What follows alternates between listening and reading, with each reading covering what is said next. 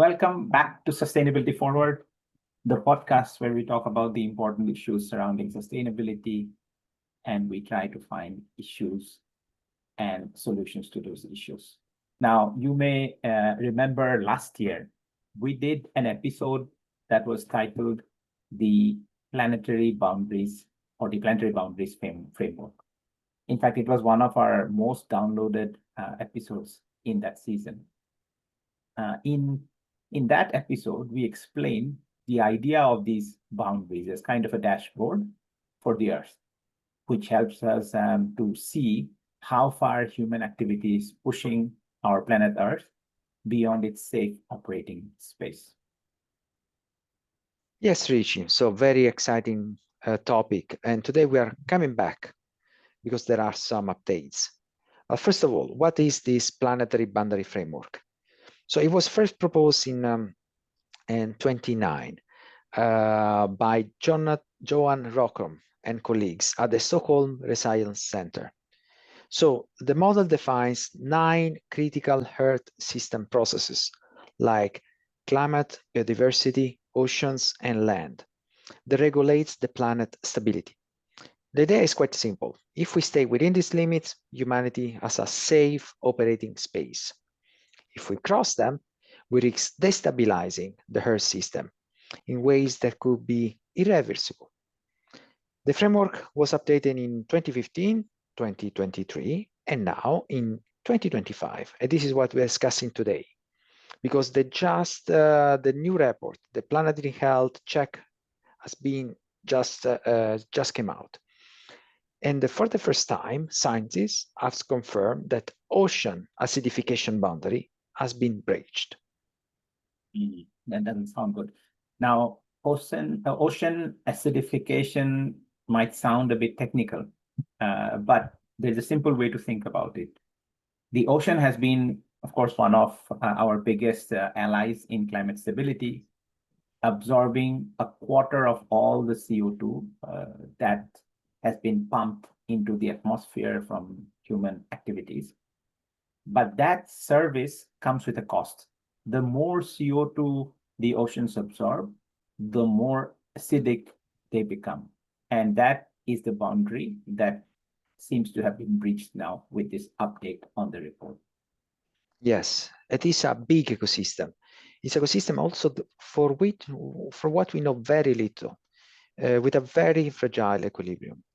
Now, in that kind of ecosystem, the acidity eats away at coral reef, weakens shellfish, and even threatens the plankton that form the base of the marine food web. In other words, it risks destabilizing life in oceans. And since so much of our food and climate stability depends on healthy seas, there is high risk to humanity too. And which is why this update is important. With this new breach of the ocean acidification boundary, we now have 7 out of the 9 planetary boundaries crossed. And that is a huge warning sign. But it's also a reminder that these boundaries aren't just abstract science. We talked about it in the last season's episode, but we'll restate it again that these planetary boundaries actually translate into risks for ecosystems, economies, and people. Yeah, and today let's take a fresh look at the planetary boundaries once again. One by one, talk about the current state of each and they highlight what on the action that could help to bring us back towards a safer operating space. Yeah, so starting with the number 1, the obvious one, climate change. So what is it? It's the boundary that's being driven by emission of greenhouse gases, especially carbon dioxide, that traps heat. And where is this boundary today? The safe limit is 350 parts per million of CO2 in the atmosphere. Today, that number is actually at 420 to 425 ppm. So clearly, we've crossed that boundary. Global warming is at 1.2 degrees Celsius above pre-industrial levels. this is one of the more well-known topics. So the risks from crossing this boundary are very clear, leads to rising sea levels, extreme heat, which we have experienced over last few summers, floods, which are very unpredictable, crop failures, and tipping points like the collapse of the ice sheet. The actions seem to be also clear, even though less actions are being taken, but the actions are also clear. It's about decarbonizing our energy system, accelerating the adoption of renewables, and protecting forests and improving overall efficiency of our energy systems. And let's go to the second boundary, the biodiversity, the biosphere integrity. Here we measure the richness and the balance of life on Earth, species, habitats, and ecosystems. Scientists use extinction rate, but simply put, we are losing species at 10 to 100 times faster than natural background rates. So only a few extinctions per year globally is what's happening. And the current, this is what will be the safe state. So having just a few extinctions per year, but the current status is 10 times, 100 times faster. We are hundreds now annually. And the risk are the loss of pollinator. And we talk about, for example, in our previous episode about the honey, the collapse of food webs, and the risk for less resilient ecosystems. What can we do about it? So we can protect habitats, we can restore ecosystem, we can reduce hunting and overfishing, and curb pollution. The third one is biogeochemical flows, particularly with respect to nitrogen and phosphorus. Of course, as fertilizers, we add nitrogen and phosphorus to the soil, but a lot of this actually flows into rivers and oceans, increasing the level of nitrogen and phosphorus in water bodies. What is the safe status of this? About half of what we apply today. Nitrogen is today about 3 times over the safe limit, and phosphorus is at double the safe limit. So clearly we've exceeded these boundaries as well. The risks of this, although not immediately visible, are enormous. It leads to toxic algae blooms. There are dead zones in oceans. So where it's supposed to be very biodiverse, rich zones in the oceans, they're all becoming dead. And that then has an impact on the quality of drinking water as well. What can we do in terms of actions? We can use fertilizers smartly. We can think about nutrient recycling, which in many places is already being done. We can do regenerative farming. We've talked about that on this podcast in the past. And then there's also a need to think of dietary shifts. The way the world consumes today is not necessarily helping this either. And let's go to the other boundaries, the fourth one, land system change.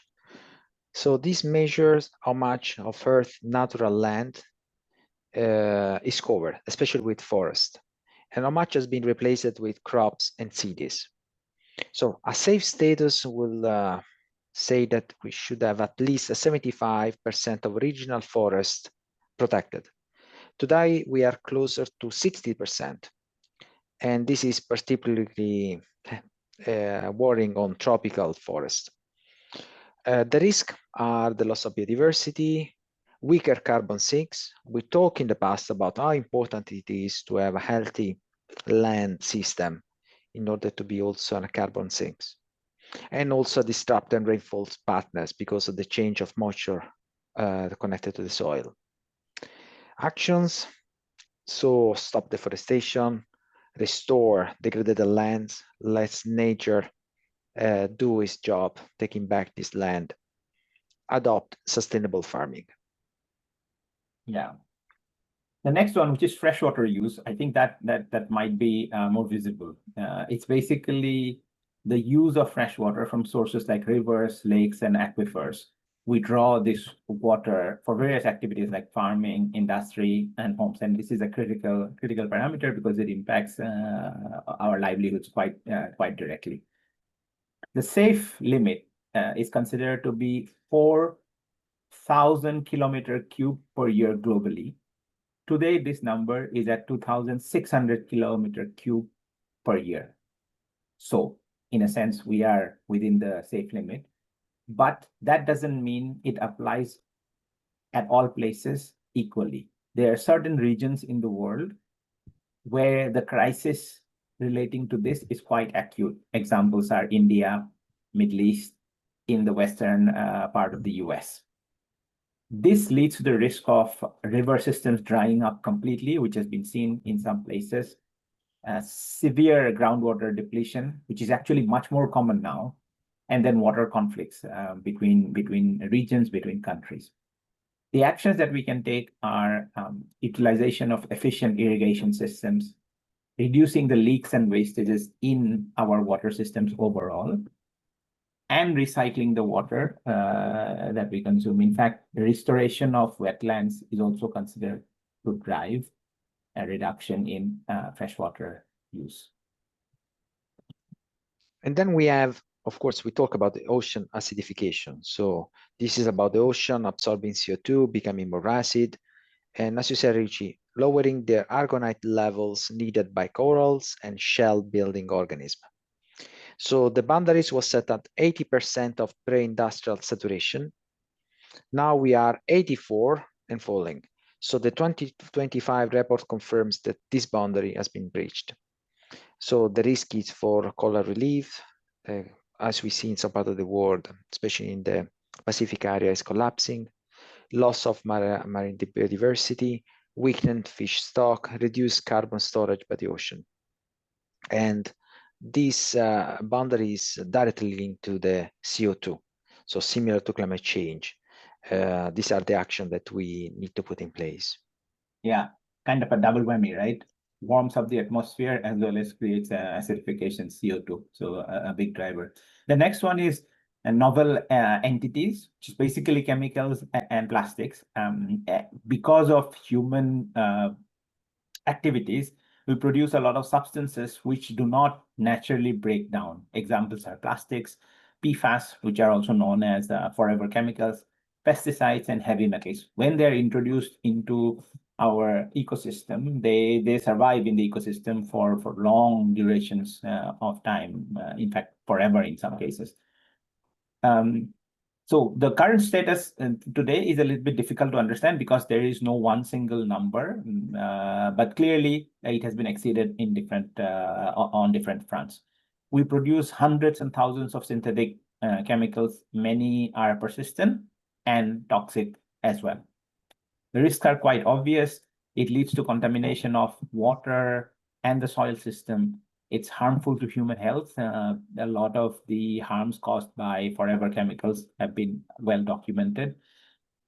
The introduction of microplastics in food chains is a major issue as well, and the long-term effects today are not even fully known. Actions could be around stronger chemical regulation, banning certain persistent pollutants, focusing more on circular economy, which is a major topic in Europe, and needs major infrastructure change for that to be implemented, and things like cutting single-use plastic as much as possible. And then we talk about the stratospheric ozone depletion. So a lot of people know the problem with the ozone layer, and this how it shields us from harmful UV radiation. Scientists measure its thickness in something called as Dobson unit.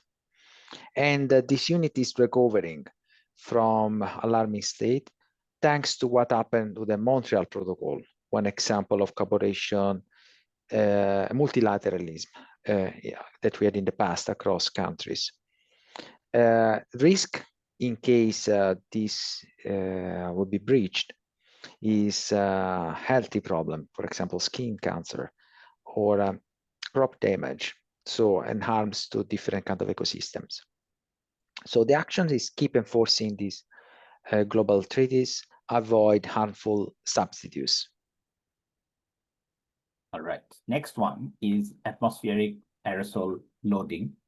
So this is basically the presence of tiny particles in the atmosphere which are produced as a result of activities like burning coal, oil, biomass, and dust. These tiny particles end up affecting sunlight, they end up affecting rainfall, and as a result, human health. Again, there is no single safe global number because we're talking about many things as a group here. But South Asia and parts of Africa are far above safe levels in many of these particles being present in the atmosphere. The risks are they relate to premature deaths from air pollution, disrupted monsoons, which is already being seen in India and Pakistan, where these countries depend quite significantly on monsoons, and uncertain effects on global climate. The actions we could take are cutting down coal, which is happening in some places, not so much in others. Use of clean transport mechanisms, reducing biomass burning, and improving air quality standards overall. So the planetary boundaries framework is like a dashboard for the Earth. Yeah, exactly. And after walking through these 9 planetary boundaries, Carmine, the picture is quite clear. 7 of them are now beyond the safe zone. That means the Earth system is under real stress. Yes, Rishi. But I think it's important to stress that this framework isn't just about doom. It's also a map showing us where the risks are, where to focus our effort. And the ozone recovery, as I mentioned before, proves that we can act globally and turn things around. Exactly. There are the examples of reversing some of these challenges. For ozone is a good example. And every boundary that we've discussed today comes with some solutions, which we have mentioned in today's discussion as well. It might be as a result of restoring ecosystems, from cutting down CO2 emissions to redesigning how we produce and consume. We've already made many of these tools available to humanity. What's missing is the speed and scale of this action. And this is probably where the conversation needs to shift. Instead of asking, is it too late? We should be asking, okay, what it look like if we actually invest in bringing these boundaries back into a safe operating space? Yeah, because at the end of the day, these aren't just scientific thresholds, as we've said before. They're about food on the table. They're about clean water, stable climates, and the health of communities everywhere. So very closely linked to our life. Yes. Well, the boundaries remind us that we are a part of a connected ecosystem. And if we care for that system, it will care. It will take care of us. Absolutely. I'm very happy, Carmine, that we did a refresher on the 9 planetary boundaries. It was obviously very well received in the past, and we hope that our listeners will find this update interesting. It will also probably raise a few alarm bells, but more importantly, it will show what are the actions that need to be taken to address this. Thanks again to everyone for joining us on Sustainability Forward. If you found this episode useful, please share it, subscribe to our podcast, and join the conversation on our website, www.sustainabilityforward.com, or on LinkedIn, where we post our episodes regularly. And of course, stay tuned, because the journey to sustainability is still being written, and we are here to keep you forward-looking. Thank you, Carmine. Thank you, Rishi. Talk soon.